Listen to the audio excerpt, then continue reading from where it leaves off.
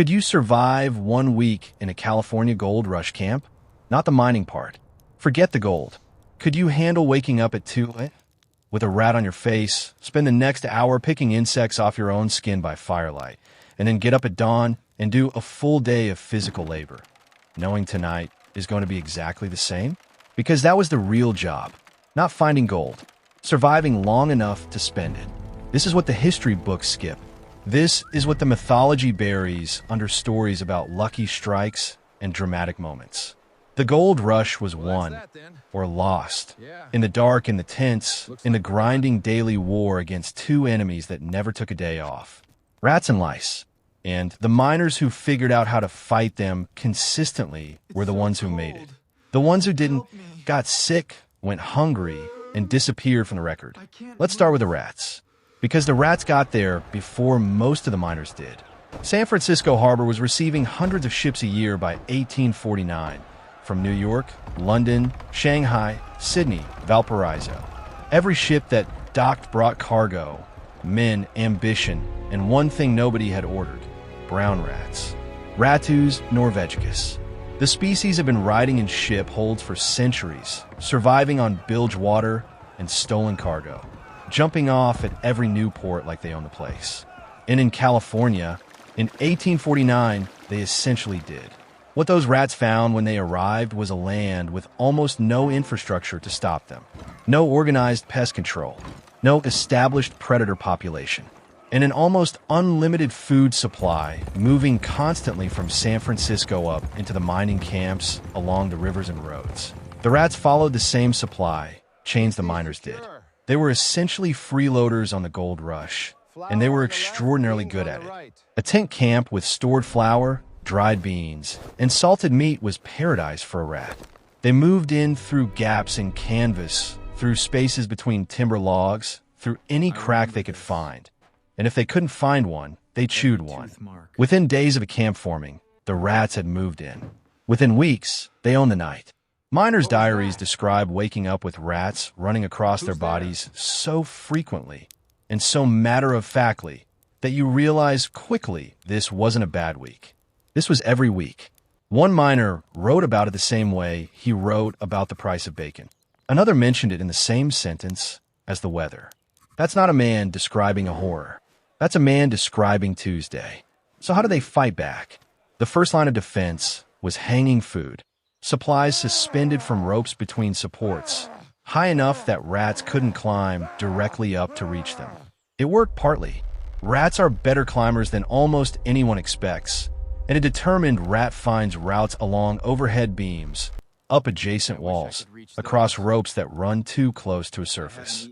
But hanging food consistently beat leaving on the ground. Camps that did it lost less.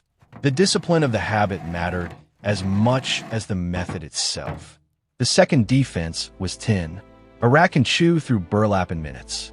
It can work through softwood in a single night. It cannot chew through tin. Miners who could afford tin storage containers had meaningfully lower rat problems than miners using canvas sacks and wooden crates. Not because they were smarter, but because they had money.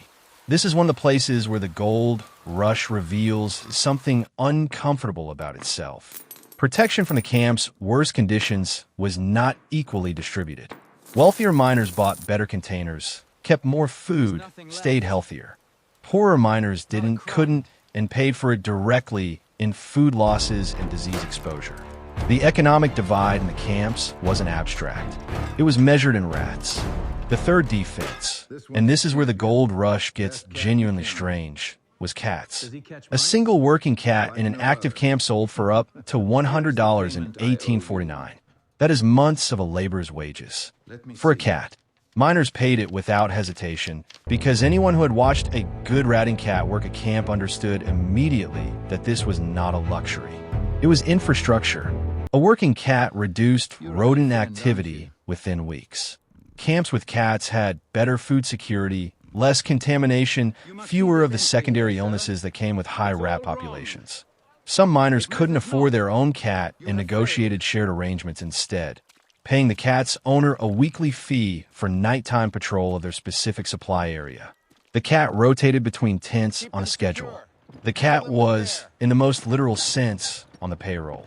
San Francisco merchants recognized the demand early and began importing cats specifically to sell into the camps, listing them in newspaper advertisements alongside mining equipment and provisions, categorized not as animals but as inventory. If you want a single image that captures how serious the rat problem was, that's it. A newspaper ad, cats for sale, next to shovels and flour. The fourth method was arsenic bait, available commercially, shipped with the same supply chains that brought everything else to the camps. Effective in control conditions. Dangerous in a crowded improvised camp where 20 or 30 men were eating, sleeping, and cooking in close quarters around the same food stores the bait was meant to protect. The historical and medical record documents miners becoming ill from arsenic exposure trace back to poorly managed rat bait. It happened. Experienced camp managers developed careful protocols. Bait in clearly marked locations, separated completely from food prep, checked on a fixed schedule.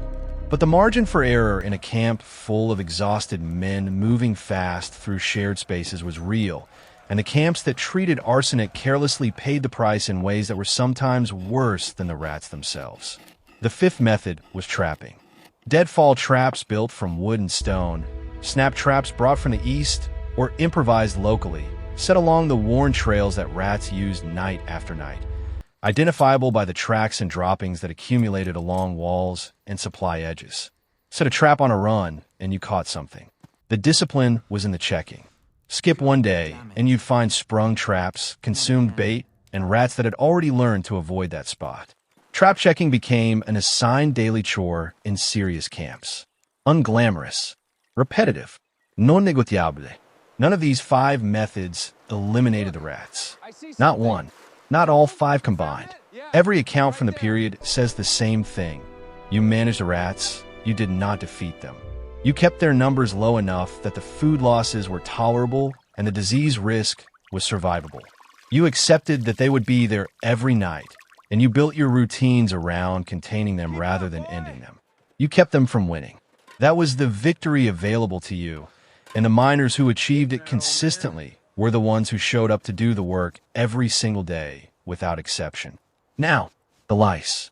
If rats were the external enemy, something you could hang food away from, trap, poison, hunt with a cat, lice were something else entirely. They didn't need your food stores. They needed you. They traveled on your body, nested in your clothing, spread through every contact you made with another person.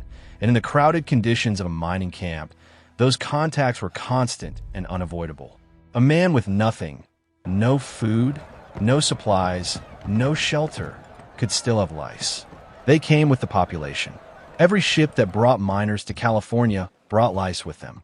Every boarding house, every shared bunk, every borrowed blanket was a transmission event.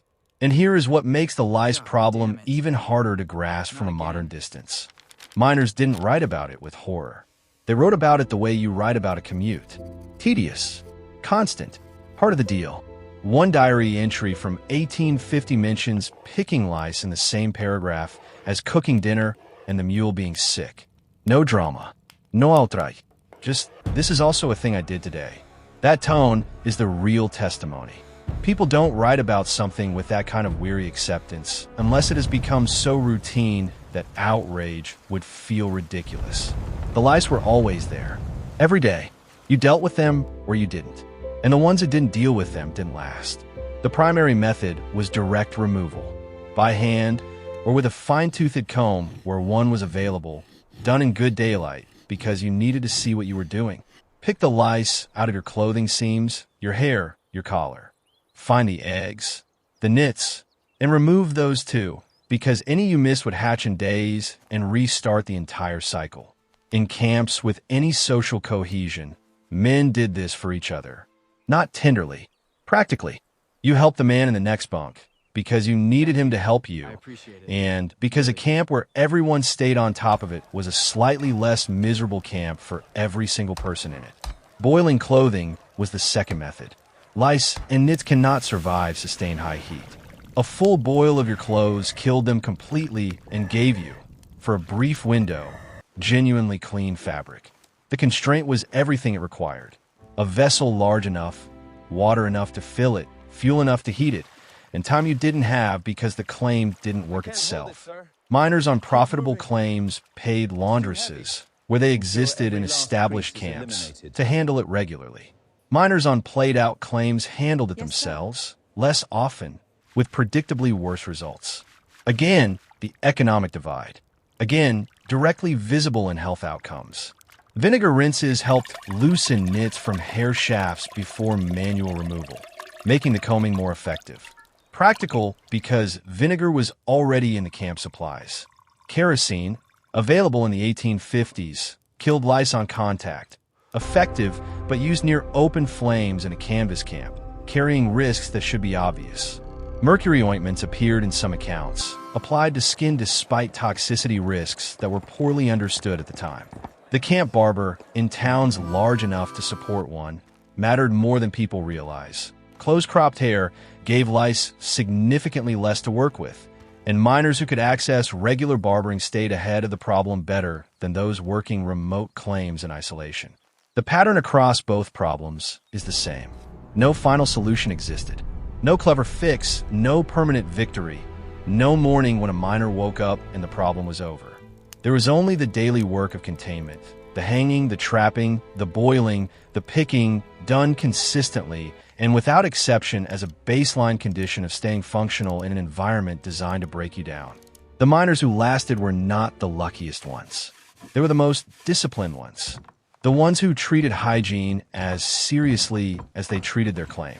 The ones who showed up every day to do work that nobody was ever going to celebrate because they understood that skipping it had consequences that were immediate, measurable, and sometimes fatal. Untreated lice spread typhus. That's not a metaphor. Lice are a documented vector for typhus, and it appeared in mining camp populations with the efficiency of any disease given ideal crowded conditions. Untreated rat infestations destroyed food supplies that, in the camp economy, were irreplaceable at any price a struggling miner could afford to pay. The men who didn't manage these things didn't just have a harder time. They got sick, they went hungry, and they fell out of the race. So here's the question the gold rush actually asks. The one underneath all the mythology about pans and rivers and lucky strikes. Are you the kind of person who does the unglamorous maintenance every single day, even when it's tedious, even when you're exhausted, even when the results aren't visible yet? Because that was the real dividing line. Not luck, not skill, not how good your claim was. Discipline, consistency, the willingness to show up for the boring work. That question didn't stay in 1849. You already know that. If this hit differently than you expected, share it with someone who needs to hear it. And if you want more honest, deep dives into how people actually survived history's hardest chapters, not the mythology, not the legend, but what it actually felt like on the ground at 2 a.m. with a rat on your face, subscribe. That's what we do here every single week. See you in the next one. Let's sit with that conclusion for a moment, because it deserves more than a quick line. Think about what these men had left behind to come to California. Houses, families, stable jobs, entire lives abandoned on the strength of a rumor that there was gold in a river on the other side of the continent. They had crossed oceans, crossed deserts, crossed mountain ranges in conditions that killed people regularly. They had already demonstrated, by the time they arrived, an extraordinary capacity for endurance. And then they arrived. And the thing that separated the survivors from the ones who didn't make it wasn't the size of their dreams or the strength of their ambition. It was whether they could maintain a daily rat-trapping routine, whether they boiled their shirts, whether they took 20 minutes every evening to check the seams of their collar with a fine-toothed comb before the light failed. History tends to remember the dramatic version of events, the strike, the claim, the confrontation, the moment. But the historical record, the actual diaries, the letters home, the accounts written by men who were there and were trying to describe their days honestly to people who weren't, is full of exactly this. The trap, the shirt, the comb, the rat at 2, and the decision to get up and do something about it or pull the blanket tighter and wait for morning. Men who got up were, on average, the men who made it. That is not a comfortable history. It doesn't lend itself to mythology, but it is the accurate one. And accuracy, in the end, is the only kind of history worth having. The gold rush lasted roughly a decade in its most active form. The men who endured the full arc of it, who were still there, still working claims, still functional at the end of the 1850s, were not the ones who had found the biggest nuggets.